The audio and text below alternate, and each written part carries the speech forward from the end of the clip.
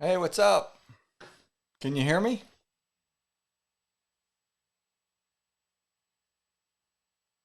Let me know if you can hear me.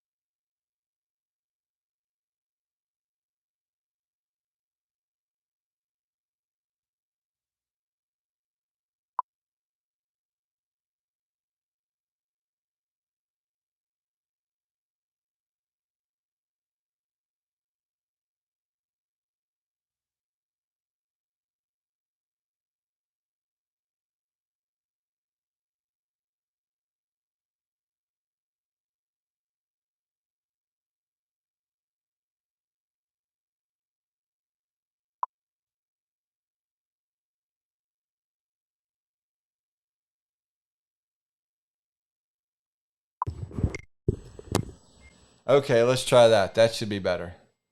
That should be better. So, testing one, two, three. Sound is still. Nah, you guys should still hear me on sound.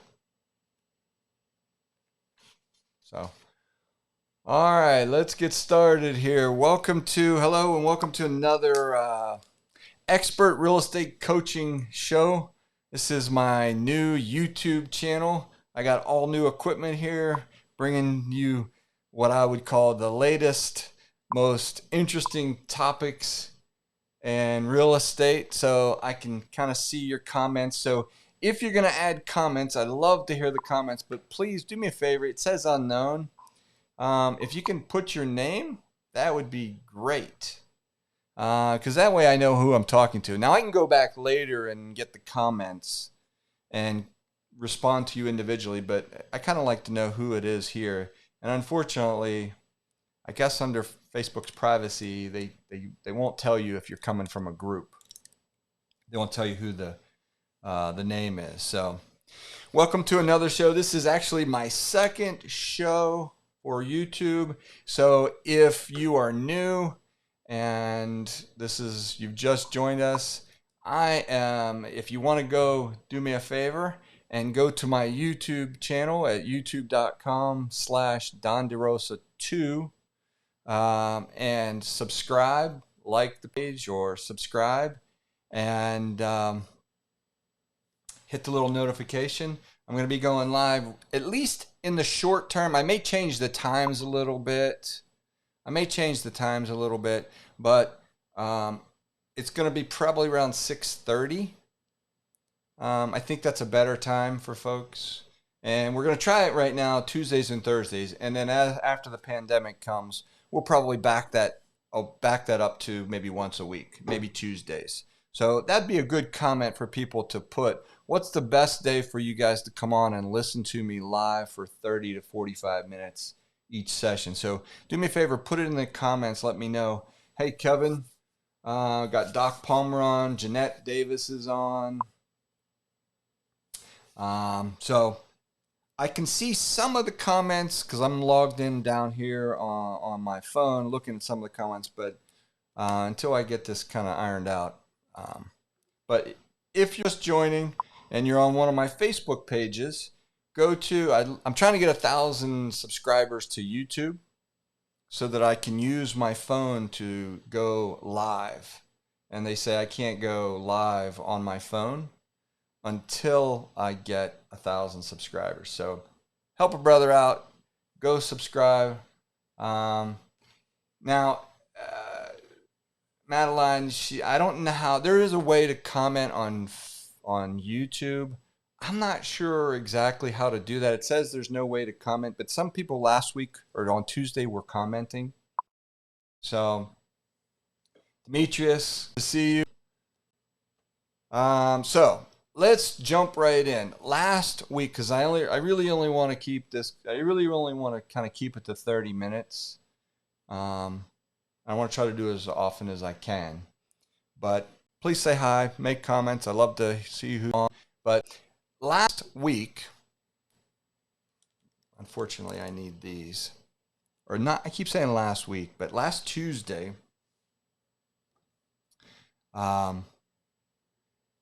we talked about why businesses fail. Hey, Ari, how you doing? So we talked about why businesses or how businesses fail. And let me get to that. And basically, there's 3 reasons businesses fail. Let me take that down for you so you can get rid of that YouTube.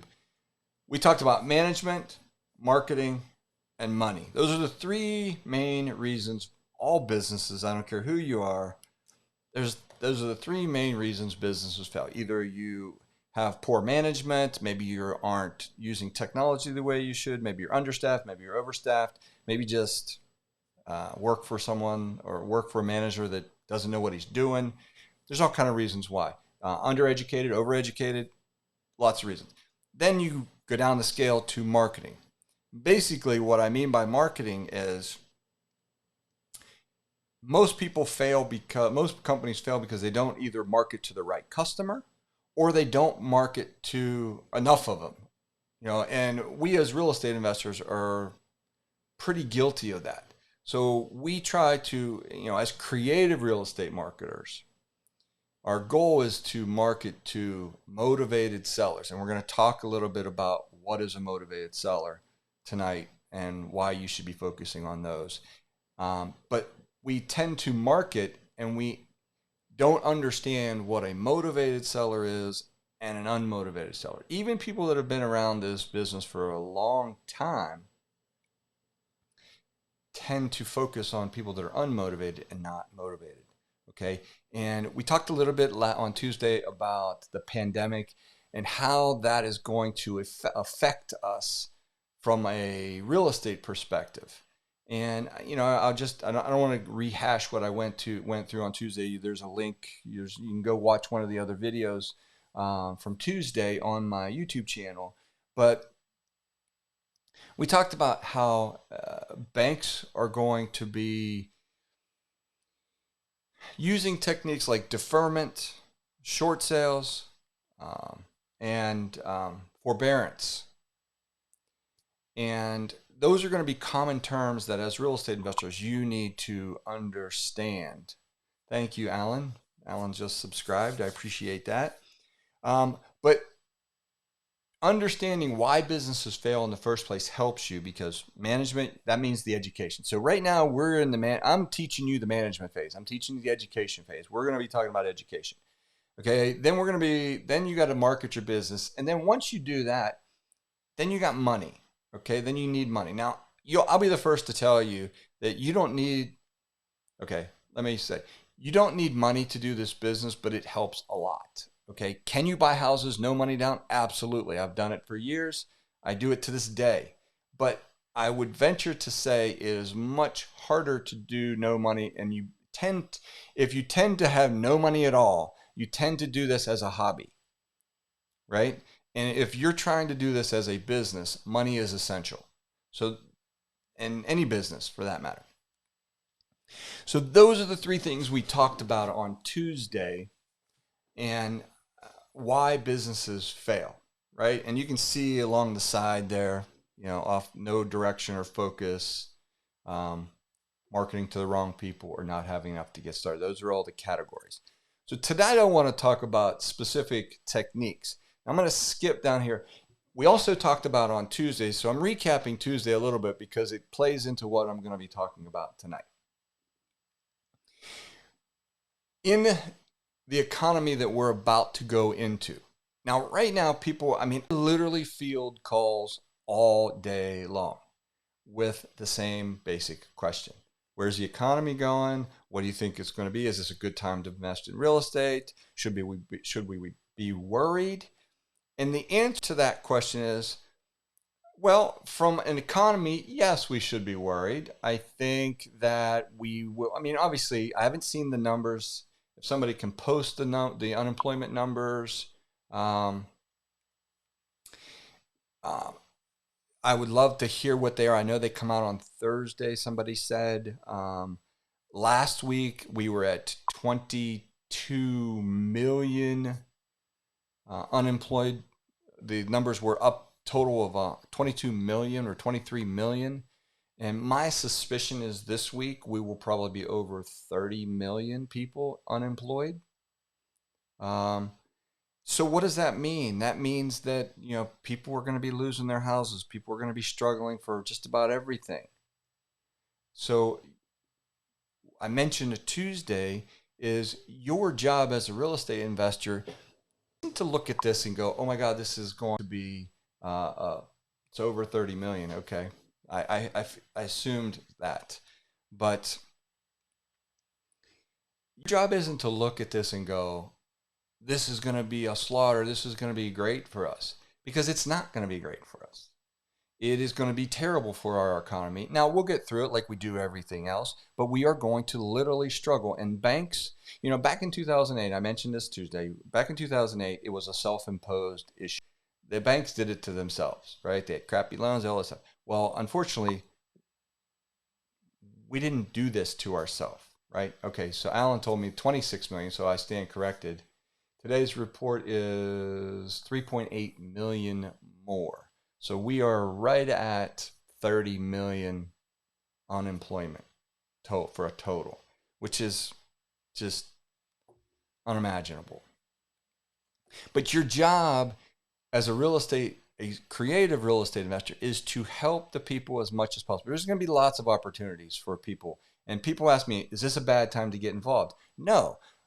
But I say no in the fact that only if you understand these buying strategies. So when we start talking about buying strategies, most people, when they get involved in real estate, they buy cash or they go to an agent, they buy low and they sell, they fix it up. Maybe they rehab it, maybe they rent it, and they sell it high and make a profit. Well, very few people out there are in the creative world. And what I say is we solve people's problems, and we solve them by techniques like buying a property subject to, which is what we're going to talk about tonight. So I won't tell you exactly what that is just yet. I'm going to go down this list. Buying subject to, wraparound mortgages, owner agreement for deeds, land contracts, true owner finance when somebody doesn't owe anything, where the seller takes back a note, sandwich lease options, wholesale lease options, true straight options. Some of these techniques that we haven't used in a very long time are now going to rear its head, such as options. For years, I haven't been a big option fan because you haven't really needed options.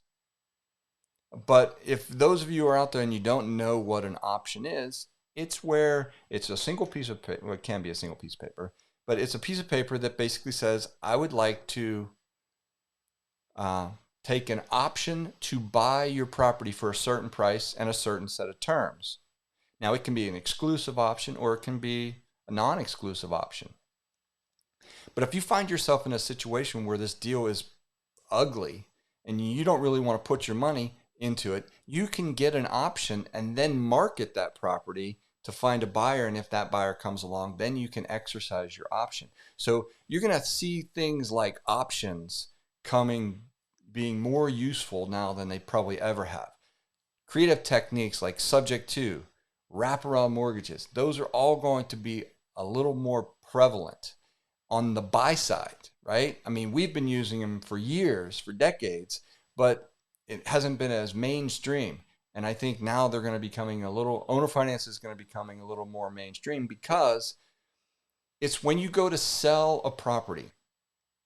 So think about we were in a seller's market, and that's where we had a very low inventory and lots of buyers, right? So people were fighting over it. It's like, piranha tank. They're a fish in there, everybody fights over it, right?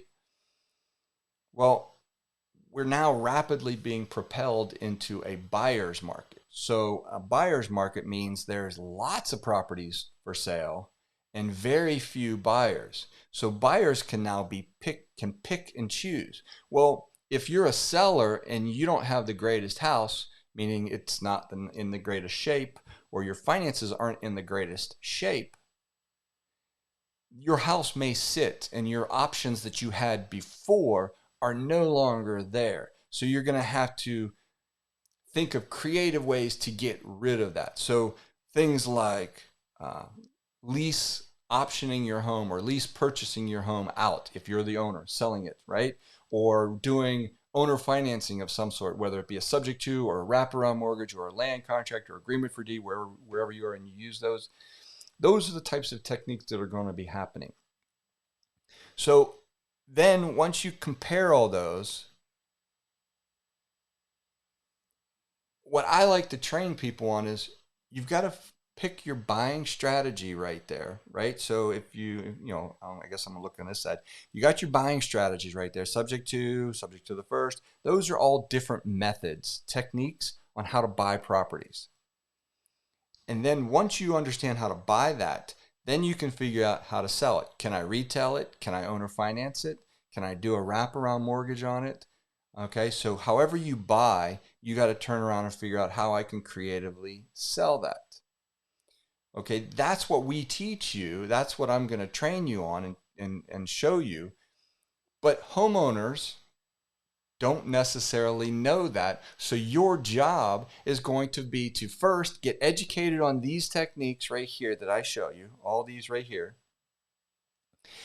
And if you don't understand how to do them perfectly, that's okay. You don't have to. You just have to understand what they are and what the basic need or basic look and feel of them are, so that you can understand that you can make a suggestion to your homeowner. Well, since you owe too much on your property, but you're only 3 payments behind, I can offer this suggestion. I can do a wraparound mortgage. I can take it over what we call subject to. I can do agreement for deed. So there's different techniques. If they won't go for that and they don't want to go for that, maybe you can offer them a sandwich lease option. So what I'm going to do is I'm going to pick one of these strategies in each of the upcoming sessions.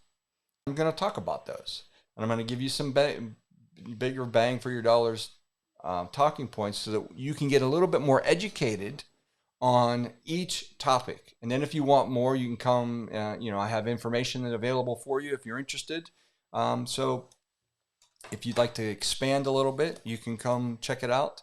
But let's talk about a traditional. Let me ask you this question. If you looked at these numbers right here, right? A fair market value of a house, that's what it's worth. The first mortgage is $145. It needs paint and carpet for a total of $150. So it's going to cost you $150 to get in, but when you do that, you're going to make a $50,000 profit. And it's going to be a 33% return.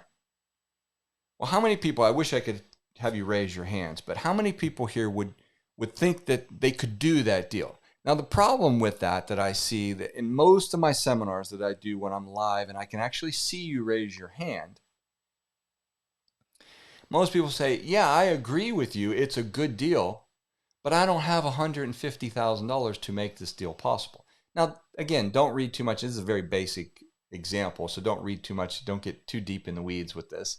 But a $50,000 profit is great. And everybody says, yeah, 33% return is great. But guess what? I don't have $150,000. Well, I'm going to show you a technique tonight. You know, there's your 200, repairs 5,000, total 145, profit and return. If I can show you how that maybe you don't need to go get the 140. If I taught you how to take over a loan subject to the existing financing, where you take over that deed, somebody actually just deeds the property to you. Now, I know some of you are going to have a bunch of questions on this, so I would love any questions that you have. Please feel free to put them in the comments, and I will do my best to answer them. Understand there is a lag between what I say and what Facebook and YouTube pick up. So if there's a awkward pause, it's because of that. I mean, there's usually like a 15-second lag. But if I could teach you how to get somebody to give you the deed to their home, where they sign it over to you, and all you have to do in this case, in this example, is bring the repairs to the table, which is $5,000. How many people think this is a much better deal and that they could do this deal compared to something else, right? I mean, and your return, because you're only bringing $5,000 to the table as opposed to 150, your return goes from 33% over 1,000%. Now, some of you are out there going, yeah, that's not possible. Why would somebody do that? Happens every day. So let's go and let me kind of show you an example.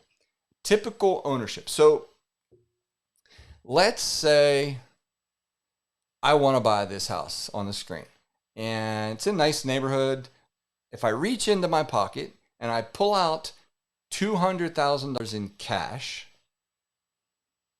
what do I get in exchange for that? Obviously the house, but I also get what's called a warranty deed. A warranty deed is what passes ownership to the new owner, right? There's typically what we call a grantor. That's the person granting the deed or giving it away, givor. And then you have a grantee, which is the givee or receiver, right? So the grantor in this case would be Joe Seller. And let's say I'm the grantee. I'm the one receiving the deed, the warranty deed. Now there's many different types of deeds, so don't get hung up on the different types right now. But the warranty deed is probably one of the most commonly used ones to convey title, right? There's a limited and then there's a general warranty deed, right? A limited warranty deed basically says I'm warranting title for the amount of time I owned it. So if I only owned it for a few hours, that's all I'm warranting the title for. But if I own this thing for 40 years, I'm warranting that title. If it's a general warranty deed, I'm warranting it for that span, right? So a general warranty deed just basically says I'm warranting the title regardless, right? So I tell people all the time, I said, what I recommend, and you don't get too hung up on this. I tell people, buy on a general warranty deed, sell on a limited warranty deed, right? So if I had the 200,000, I give the seller the 200,000. They give me the warranty deed, and that's really all that needs to be done to pass ownership to me. I take my warranty deed and I go and I own the property. Now I just need to have insurance in case something happens to it, pay my taxes on it, and I'm good to go. But if I don't have that 200,000, I have to go down to the bank and borrow that money, right? And let's say I put a bunch of money down for a down payment and I borrow 145,000 at 5% for 30 years, and my payment is $650. Now those are called terms, and the bank will do that, and they'll give you a coupon booklet, but they will give you what's called a promissory note. They'll make you sign a promissory note.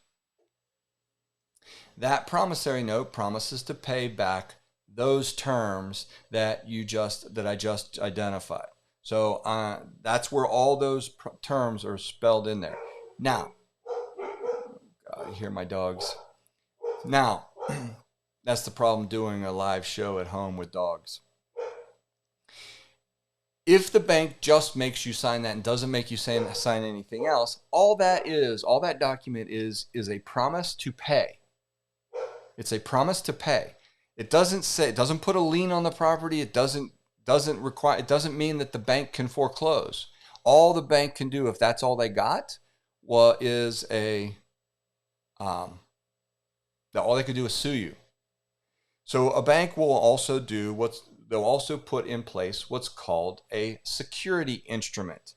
That is basically a lien.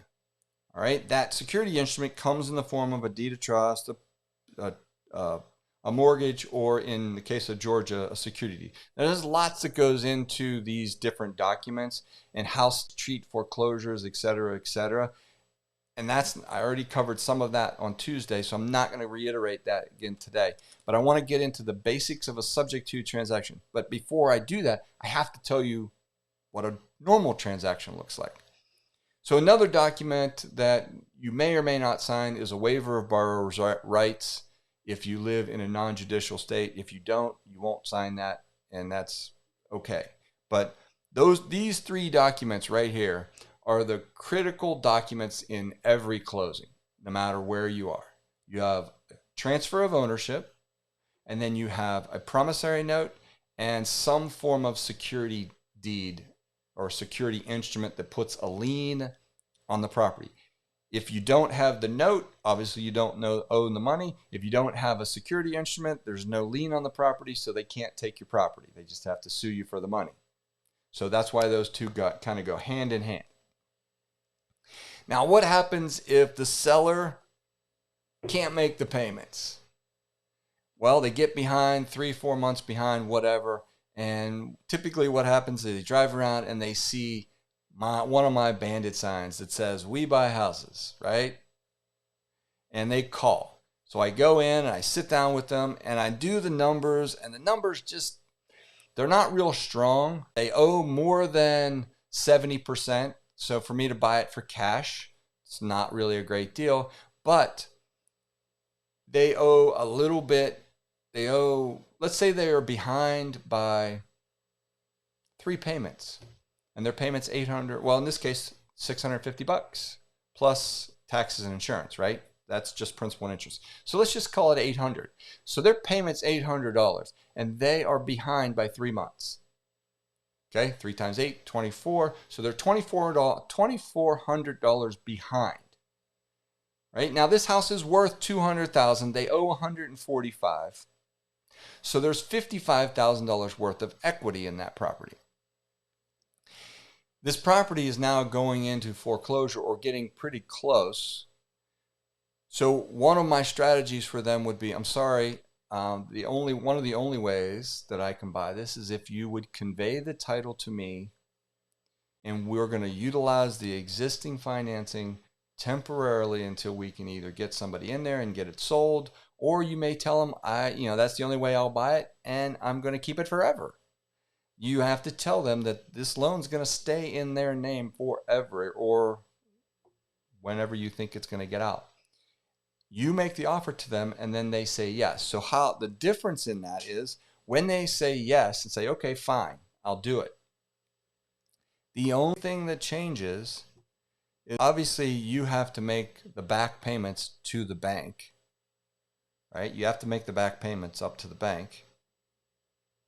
But all you need to do now is sign a new warranty deed for the property. That's all that gets signed. Let's see, where's my iPad? Presentation locked up on me. So, but the only thing that changes, I'll fix that in a second. The only thing that changes is you get a warranty deed. So let's pretend this piece of paper right here is the warranty deed. Remember, I told you the grantor and grantee, that's all that that's all that's necessary. So your seller would literally, now we would do this through a closing attorney or a title company, but they would sign a warranty deed, and that warranty deed would just exchange hands. And it would come over, and you'd get a witness, you'd get a notary, and they would be the grantor, you would be the grantee as the investor buying this. Okay? And when that happens, you own the property. But the note and the deed stay in their home, in their, let's see if I can, so here, let me show you. I fixed it. So all you would do is that warranty deed changes hands. Those other two documents, the security instrument and the promissory note, they stay in place. They're still in the homeowner's name. And the only thing that changes is the ownership. Now, because you have ownership, you have everything. You get all the tax benefits, all the appreciation, the depreciation, everything, the rental income, everything. The only thing you don't have is you don't have the liability on your credit report. Okay, now I caution this because real estate, subject to is by far the most powerful technique in real estate today.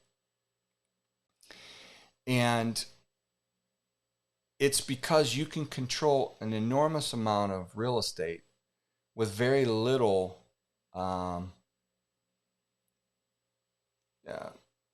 what I'll call obligation, financial obligation. Now, I say that with a lot of trepidation because with it being the most powerful technique, when somebody deeds you the property, right, they're putting their trust in you to make their payments. Now, some of you may say, what choice do they have? They have lots of choices. They could say no, right?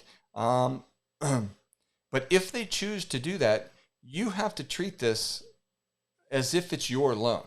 Yes, I use this all the time because it's a very good technique so that I don't have to come and borrow a bunch of money. Because now to buy this house, all I need is $2,400 to buy this house. So how would you like to buy that $200,000 house for only $2,400? And you don't go down to the bank, you don't have to qualify. You do have a moral and ethical obligation to make those payments. So if you can't afford those payments, don't use this technique. There's a bunch of other techniques right there on that thing that we can get you into that you don't have to worry about that. But subject to is one of the most powerful techniques in real estate today. So anybody have any questions? Because now I know the biggest question is someone's going to say, well, why on earth would you do that? Why would somebody give you the deed? Well, plenty of reasons. Divorce. By the way, did you know that the divorce inquiries, I don't know if it's actual converted to filings, but the divorce inquiries have gone up over 300% since people have been in the shelter in place order. Okay? I saw that statistic somewhere. I don't know how accurate it is, but death. All right? Think about this list. This list I just put up here. This list has been up here. This has been the same list for 20 years that I teach in all seminars. These are the reasons why someone might give you the deed to their home. Right? Divorce, death, foreclosure, 2 payments. Do all 4 of those have anything to do with COVID-19 and what we're going through right now? Job loss, job relocation, house needs repairs, okay? If I had to pull a definition out, that would be it for what we're going through right now and what homeowners are going through right now. So this is going to be a technique that can be used, but should only be used, and please, please, please hear me, should only be used if you have the resources to do it.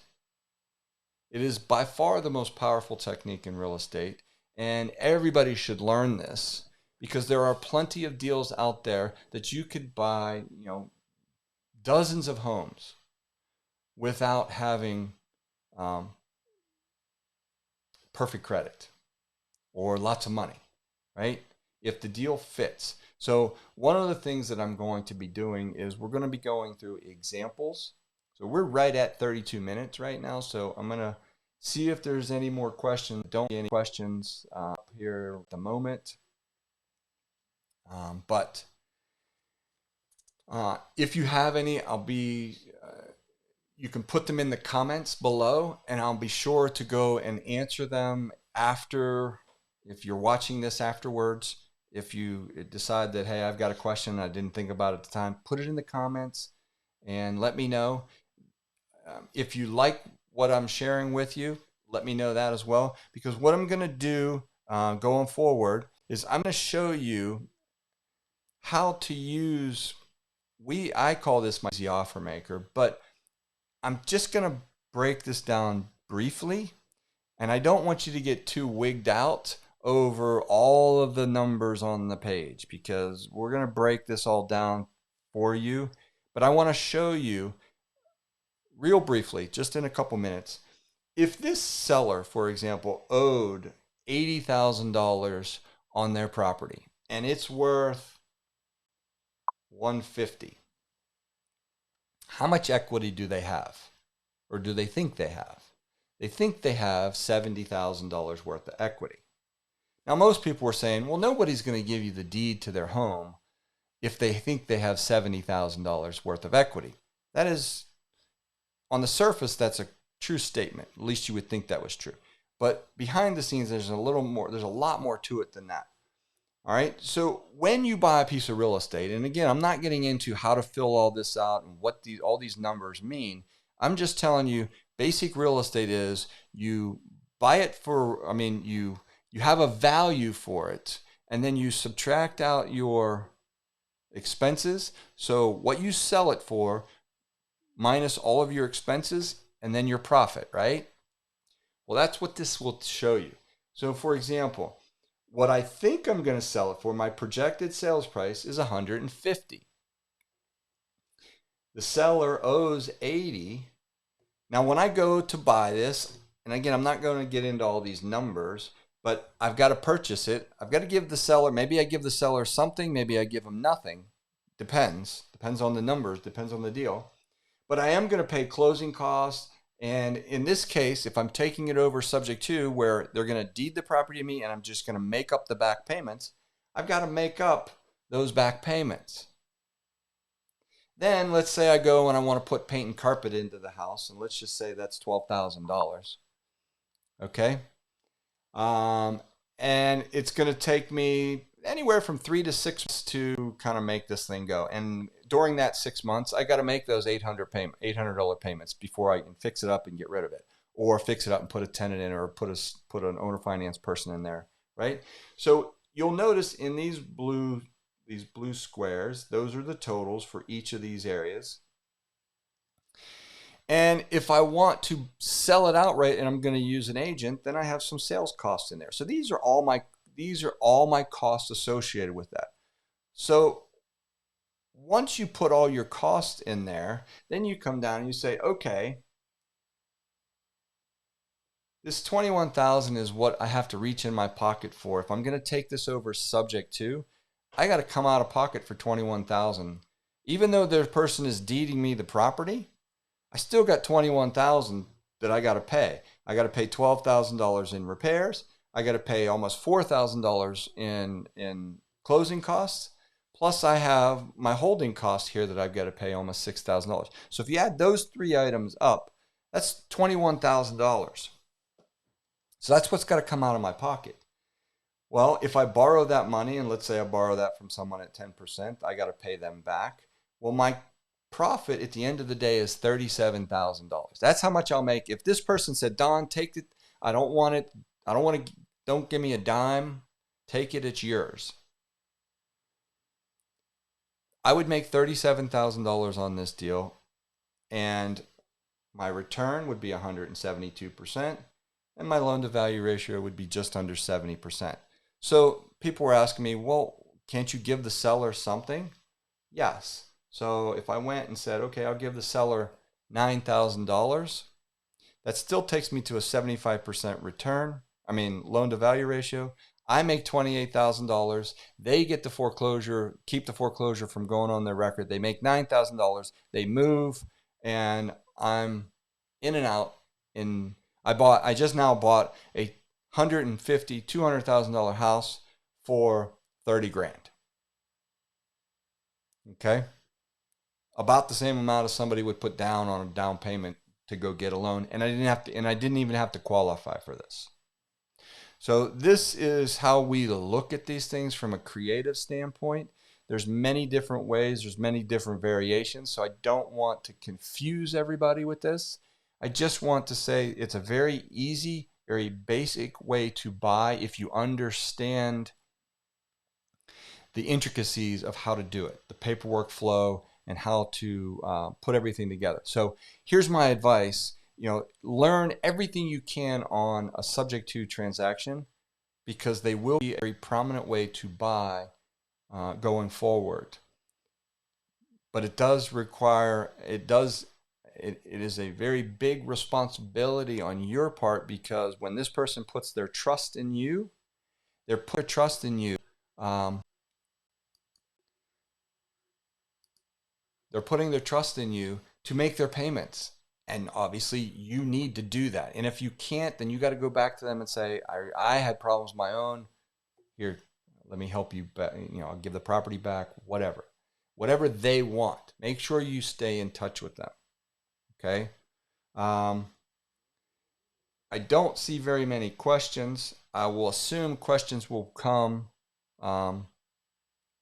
later. But if you are interested, I am doing an all-day event. Let me pull it up here for you if I can. It is going to be May. I had it up here. It's going to be May 16th.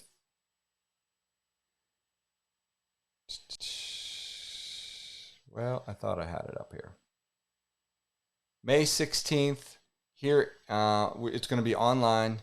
If you're interested, I can go ahead, and what I'll do is I'll put that up there. Let's see. See if I can put this. I'll put where to sign up for that. You can go to aria.us/sub2. So if you go to this link right here, this is going to be an all-day subject to class. It's going to be online. It's going to be a webinar, because we're still, hopefully, I was hoping that we'd be out and about to do this, but I think we're still going to be stuck. Someone's asked, should you have an LLC to do this? You can, but there's other techniques. I tend to recommend people putting into a land trust, which is a more advanced topic than an LLC. But you can do an LLC. I've done LLCs before, but I like to use land trusts to do that. It helps with the lender, and most people were afraid of what's called a due on sale clause. So the land trust helps with not triggering that due on sale clause. So, but if you're interested in this subject too, it is, and let me see if I can put the date up here again. I'll put the date up. The date is May. If I can spell, hold on. May 16th. From 9 a.m. to, this one will go long. This one will definitely go. I just did a creative deal structuring class this past weekend. And it went to about 5 o'clock, and my subject to class is even longer. So it will go to about 6 o'clock. So if you're interested in that, it's relatively inexpensive. I don't know. I think it's like $40, $50. I don't know. You'll have to go there and check it out. It's through Atlanta RIA. But also, I'm also doing one for another organization here at Atlanta Cash Buyers. I'll put that one up here. Now, you're going to have to go to their Facebook page, Atlanta Cash Buyers. You're going to have to go to their Facebook page. And actually, I have that right here. Let me show you that. This is an event that we're going to do. Creative deal structuring. It's going to be online. It's going to be 6 p.m. 9 p.m. You'll have to go to the Atlanta Cash Buyers Facebook page. And because I don't have the details on that just yet, we literally just kind of set that up. He just called me and asked me to do that. So if you're interested in that one will be coming up as well. So Atlanta Cash Buyers, that one's on May 14th. And the Atlanta RIA Subject to event is on May 16th. And just if you want to register, go to aria.us/sub2. And if you want to register for the creative deal structure, where I talk about all those other things, that one is on the 14th, and that's a 3-hour stint. So if there's any other questions, please feel free to put them in the chat. Thank you very much. I want to make sure I keep this as brief but as informative as possible. I want to personally thank everybody that helps me put this on. And if you're also interested, I also do a podcast that we're starting. And someone said, here, they know that it says, hey, Grandpa, congrats. It's an awesome club. They know that I'm going to be a grandfather. So I was just informed not too long ago that I'm going to be a grandfather. So I'm super excited about it. I'm a little worried, a little scared about the pandemic and the whole corona thing with a newborn, but I'm to the moon. So I'm super excited. So also, if you're interested, I am going to be doing a podcast. Stay tuned for that. It's also called Expert Real Estate Coaching. It's the podcast version. Again, I also want, if you just joined, please subscribe to my YouTube channel. I know there's a lot of stuff up there, but I want to try to get out as much information as possible.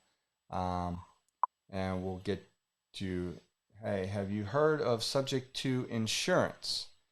Well, I mean, yes, I have. I'd need to know. So let me pull this down. Here's the question that they put up here. I'm not exactly sure what you mean by have you heard of subject to insurance. Is that a specific? Let me see who put that down. I don't have the names down. It just says unknown. So if you can tell me your name, I'm happy to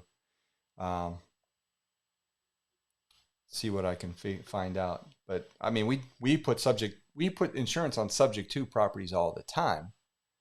That's specific to subject to properties. But I don't know if you're meaning something different. So big shout out to Randy Estrella. He was one of the founding members of our PPG coaching. So I hope he's staying safe out there. Got Pat Burgess watching. Thank you very much for tuning in. Jeff Nichols, Madeline, Tarsha, Jim Kenny, Shalitha. Those are all just on one Facebook page. So we're broadcasting right now to 3 different ones plus the YouTube channel. So I hope it's coming across okay. Love to get the thumbs up, subscribe, likes, whatever you call them. So thank you very much. I appreciate it. God bless. Don't lick anything. Stay safe. Wash your hands. And hopefully we'll be coming out of here better and stronger than we ever have. Till next Tuesday. Tuesday we're going to be doing the same time right now. It's 7 o'clock. 7:45 is what it seems to be following. But thank you very much, everyone. God bless. Happy investing. Have a wonderful night. Thank you.